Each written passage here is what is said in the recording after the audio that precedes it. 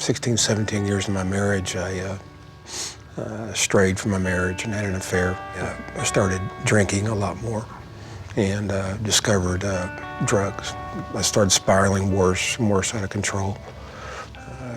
Talking about things I never thought I would do. I mean, using around my kids, drinking around my kids and lying to my children and to my family.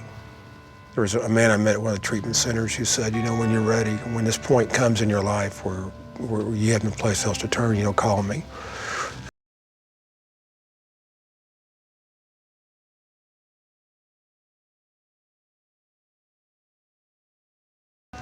Wanting money I didn't have. Family was not returning calls. Friends weren't returning calls, and I was scared. Didn't know what else to do, so I called him up, and he brought me down to Salvation Army. So it's the longest walk you'll ever make, but I promise you, I did this 10 years ago, and you can too. When you come in here, you're given a job to do each day.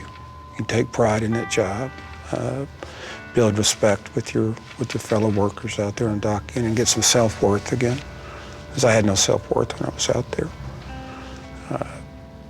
It was a very humbling experience. I wouldn't trade the memories for it. I wouldn't trade what I learned for it for anything in the world. I learned more in those 11 months about myself than I had in 42 years. And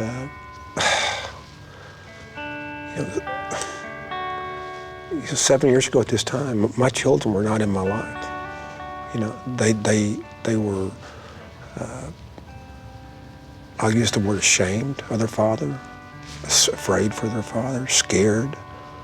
And the Salvation Army gave that back to me. They just did.